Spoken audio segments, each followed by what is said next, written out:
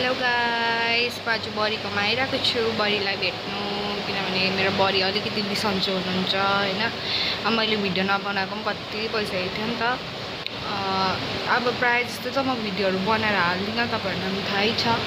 अब मेरो बेसी जस्तो सब्स्क्राइबर पनि छैन, मलाई थाहा छ है। किनभने अब पहिलाको जुन अकाउन्ट चलाउँदै थिएँ त्यसमा मेरो कतिजना सब्स्क्राइबरहरू हुनुहुन्थ्यो हैन। तर बिचमा मेरो फ्ल्याटै फोन हराएर मैले भिडियो बनाउनै छोडिदिएँ हो। अन्त प्रायः जस्तो अहिले नयाँ सब्स्क्राइबर पनि हुनुहुन्छ मेरो युट्युब च्यानलमा। अन्तखेरि अब मैले बेसी जस्तो भिडियो पनि हालिसकेको छु यो फोन किनेदेखिको हैन। किनभने म बिचमा फेरि ड्युटी जोइन गरेको थिएँ नि त मैले। अन्त ड्युटीको बिचमा मैले हाल्नु भएन। अन्त त्यही भएर चाहिँ अहिले चाहिँ ग्याप भइरहेको छ। मेरो ड्युटी पनि अहिले गएको पनि छुइनँ हो।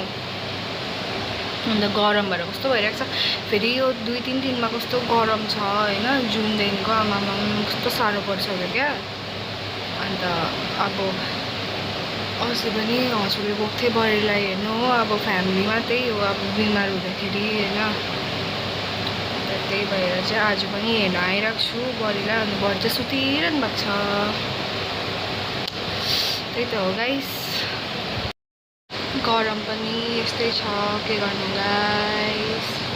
सिलगढीमा त झन् हो डेन्जर। अब तपाईहरुको जग्गामा कस्तो छ थाहा भएन। अस्तिसम्म त यहाँ जुनमा पानी पर्दै थियो। अन्त जुलाई लागेको दिन त्यस्तै हो, गरम भइरहेको छ 2-3 दिनदेखिको। अन्त अस्ति पनि हस्पिटलमा थिएँ, आम्मामा हस्पिटलमा गरम भएर हो। अब म त समरमा पनि ब्ल्याङ्केट ओढेर बस्छु होइन गाइस। अन्त योपालि चाहिँ अब यो जुलाई लागेको दिन चाहिँ आमामा ब्ल्याङ्केट पनि ओढ्न सकेको छुइनँ। अब मन त लाग्छ नि त, बानी भएर होला कि। अन्त मान्छेहरू छक्कै पर्छ कसरी ब्ल्याङ्केट ओढेको भनेर हो। अब ब्ल्याङ्केट ओढ्यो भने चाहिँ नि सन्चो लाग्छ आफूलाई। अब पहिल्यैदेखिको त्यो गरेर होला हो, ब्ल्याङ्केटमा बसेर होला हो।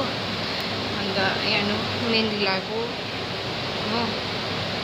मलाई चाहिँ मेहन्दी लगाउनु पुरा मनपर्छ कि, तर लगाउनुमा आउँदैन। अहिले बल्ल सिक्दैछु होइन, यतिको लगाउनु सक्दैछु अहिले हो। त्यही छ अब बडीकोमा आएँ अन्त यसो भिडियो बनाउँ भनेको। अन्त सुतिरहनु भएको छ हो। बडीको भिडियो चाहिँ म बादमा देखाउँछु तपाईहरुलाई ल। अहिले यति नै, बाई बाई गाइस।